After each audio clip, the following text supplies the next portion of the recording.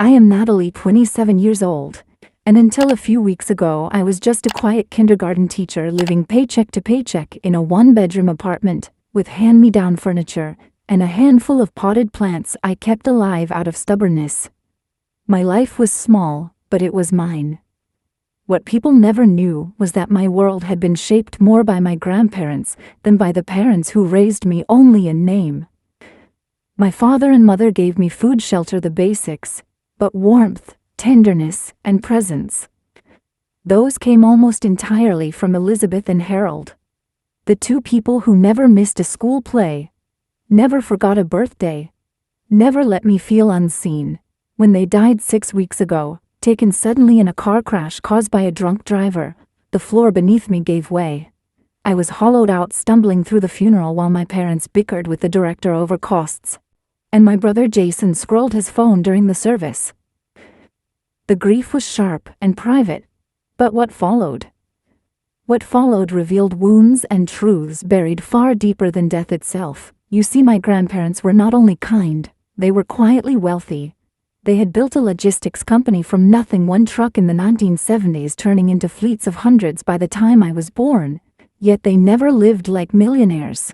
Grandpa drove an old pickup with rust along the wheel wells. Grandma clipped coupons and sewed buttons back onto my cardigans. They believed money was a tool, never a crown. They believed character mattered more than comfort. And they lived that way to the very end. So when I sat in the office of their longtime lawyer, surrounded by my impatient father, my mother with her designer bag, Jason in his wrinkled shirt, and my Aunt Pam rehearsing her dramatic sobs, I had no expectations.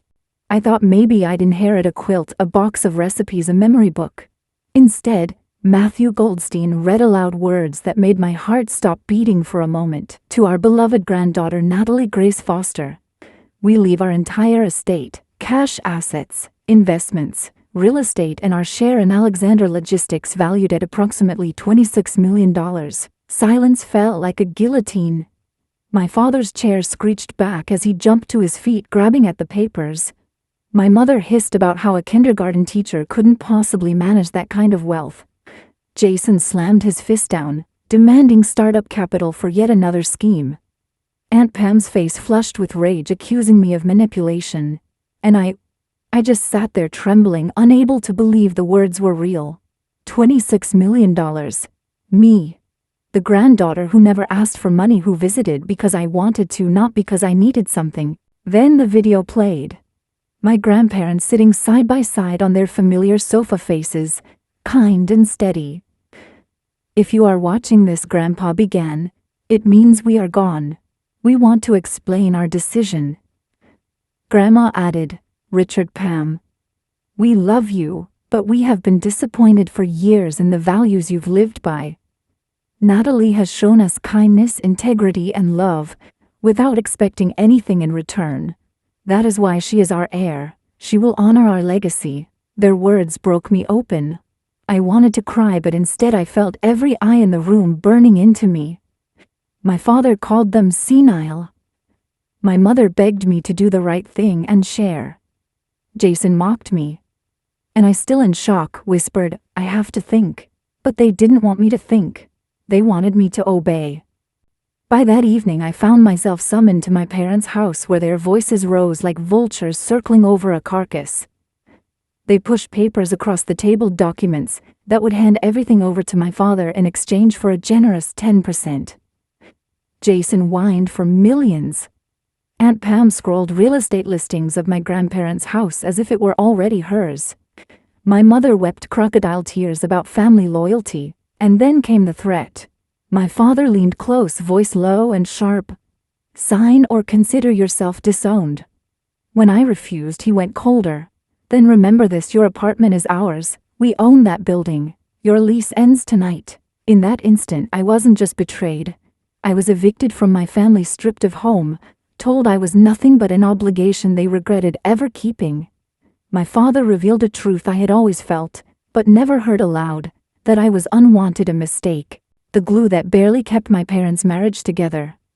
My mother added, "We invested enough in you. Tuition, braces, camps, that's over now. Investment, that's what I was to them. Not a daughter, Not a human being, just a bad stock they were cutting losses on. I left with 3 bags and my grandmother's quilt clutched to my chest, tears burning but unshed because I would not let them see me break.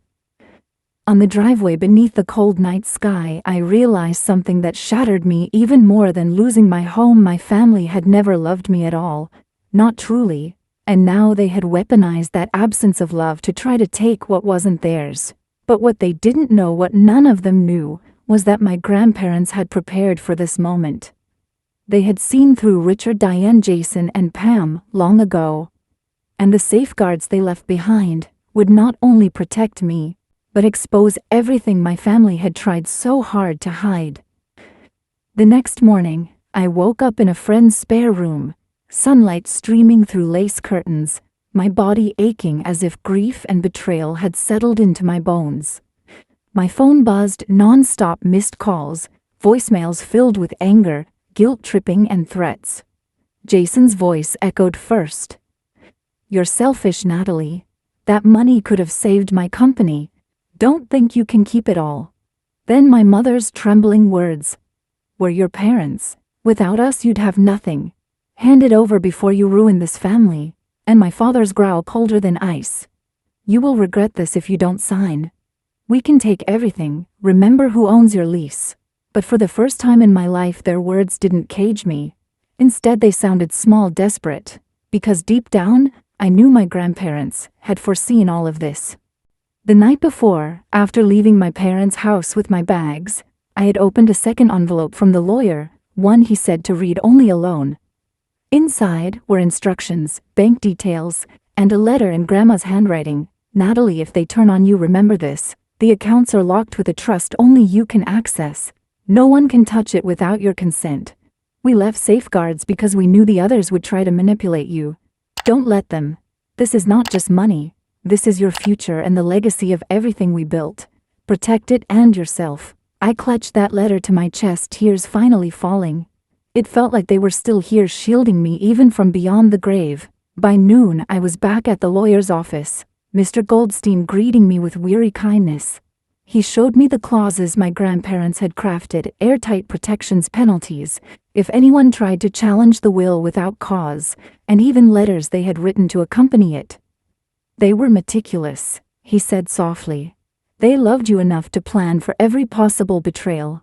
When the first lawsuit arrived a week later from my father claiming undue influence, it crumbled instantly under those clauses. The judge dismissed it without even a full hearing. My aunt tried a different tactic, going to the press with fabricated stories about me being a greedy schoolteacher who tricked 2 old people. But the lawyer had already filed a statement with their video message where my grandparents spoke clearly, lovingly, decisively. The public saw through her lies. Meanwhile, I tried to keep teaching, tried to maintain normalcy, but the chaos bled into everything. Parents whispered at drop-off. Colleagues avoided eye contact. Even friends grew awkward, some jealous, some distant. I realized quickly that $26 million wasn't just wealth, it was a spotlight I never asked for. But I wasn't alone. My grandparents had left more than money. They had left allies. Their old business partner, a kind man named Alan, reached out after the funeral. "They always said you had their heart, Natalie," he told me. He invited me to the logistics company headquarters, walking me through halls that smelled faintly of diesel and coffee. Photos of my grandparents hung on the walls, smiling, hardworking, the kind of legacy no amount of greed could erase. This was their life's work. They wanted you to have a choice: sell or step in. Either way, it's yours now. I stood in the boardroom staring at the empty chair where Grandpa once sat. My hands shook, but something inside me stirred, a sense of belonging I hadn't felt in years. For the first time I considered that maybe I could do more than survive this inheritance. Maybe I could honor it. Of course my family didn't stop. Jason ambushed me outside the school one afternoon, his face flushed. "Just give me $2 million, he pleaded, his bravado cracking. "It's nothing to you, Nat. It's my whole life. Don't be cruel." I looked at him. My brother, who never once remembered my birthday, who mocked me for being boring while he burned through every opportunity. I thought about the children inside the classroom, their futures unwritten. And I said quietly but firmly, "No. I won't fund your destruction. his face twisted with rage, but I walked away. Nights were hardest. I lay awake thinking of my grandparents, the way Grandma's hand fit around mine when she prayed before meals, the way Grandpa whistled while fixing the truck. I missed them so deeply it felt like drowning. But I also heard their voices urging me to rise, to stop apologizing for existing, to finally take up space in the world without shame. The breaking point came when my parents showed up at my school. They marched into the office demanding a meeting, shouting so loudly that children began to cry. My mother wailed about betrayal. My father accused me of being ungrateful, even threatening to sue the district for harboring a thief. I sat across from them, heart hammering, as the principal looked at me in shock. And then I remembered Grandma's letter, her words echoing, "Protected and yourself." I stood, voice shaking but clear. "This conversation is over. You don't control me anymore. You don't control my home, my work, or my life. You lost that power when you chose greed over love." My mother gasped as if I had slapped her. My father's face turned red with fury. But I walked out of that office, past the curious eyes, past the whispers. For the first time, I didn't feel like the forgotten daughter. I felt like the rightful heir of Elizabeth and Harold, a woman finally stepping into her own. The weeks that followed were a blur of court filings, whispers, and threats, but also of strange new beginnings. My parents, humiliated after their public outburst at my school, doubled down in private. They left voicemails dripping with venom, my father snarling that I had cursed this family, my mother weeping about how I had abandoned them in their old age. Jason, meanwhile, sent late-night texts alternating between begging and insults. "Please, not just 1 million. You won't even notice it's gone," followed hours later by, "You're a cold, selfish witch." But while their words once cut me, now they only revealed themselves for what they were: manipulation. My grandparents' foresight had left me with more than money. They had left me a shield, a choice, and most of all, a mirror that showed me who my family really was. When the mask fell, one morning I received a call from Mr. Goldstein, the lawyer who had been my lifeline through this storm. "Natalie," he said, "I think it's time you saw the full extent of your grandparents' plans." In his office, he handed me a sealed box with my name written in Grandma's delicate cursive.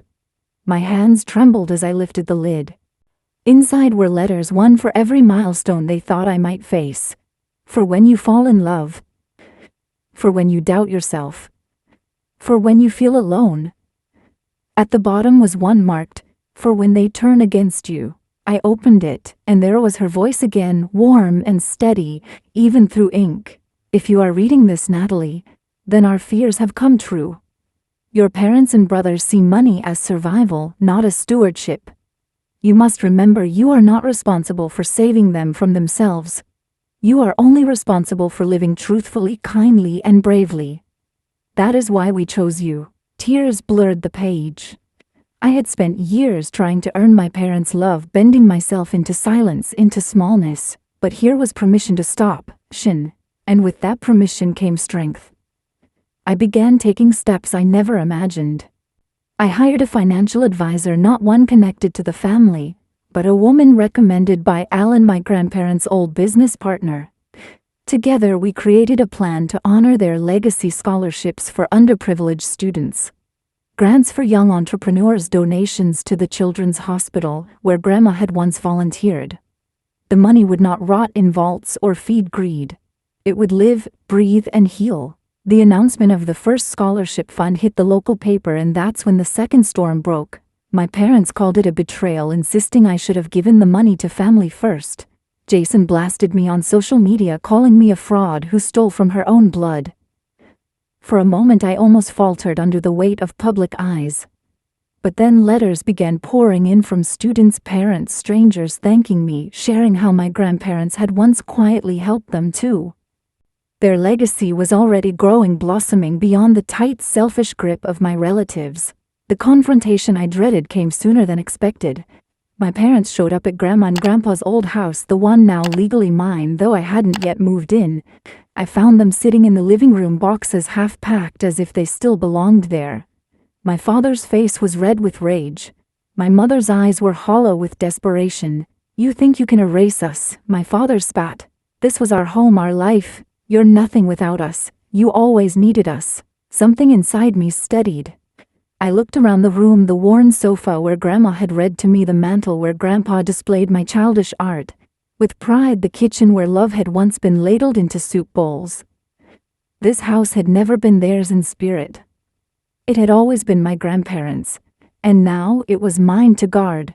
No, I said quietly, I needed them, and they gave me everything you never could. My mother's hand shook. Natalie, we're your parents. I felt the sting of that word, the weight of it, but I finally saw it clearly. Parents provide more than shelter and meals. They nurture, they guide, they love without ledger or threat. My parents had failed that test long ago. This ends here, I said, pulling out the papers. Mr. Goldstein had prepared formal eviction notices, deadlines, signatures stamped by law. You have 2 weeks to leave. After that, the sheriff will help you pack. The silence was thick.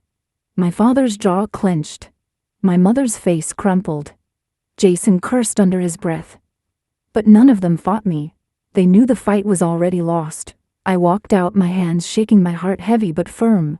For the first time in my life, I wasn't retreating. I was standing, and what none of them realized, what I had only just begun to grasp, was that this was only the beginning of their reckoning. Because buried in my grandparents' trust were conditions, disclosures, and truths that would unravel years of lies. The inheritance wasn't just money, it was a torch, and I had only just lifted it. 2 weeks passed like a storm front, inching closer, heavy with unspoken thunder. I spent those days torn between fear and resolve, watching my phone light up with messages from relatives who suddenly remembered my number. Some begged, some scolded, some tried to sweet-talk me into sharing the wealth. But I had made my choice. On the final morning of the eviction deadline, I drove to my grandparents' house with the papers in my bag. My heart pounded, but there was a strange calm under it too. I wasn't walking into their house as the unwanted daughter anymore.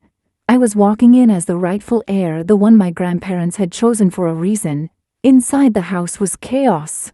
Boxes, half-packed dishes scattered, my parents snapping at each other as if the walls themselves were collapsing.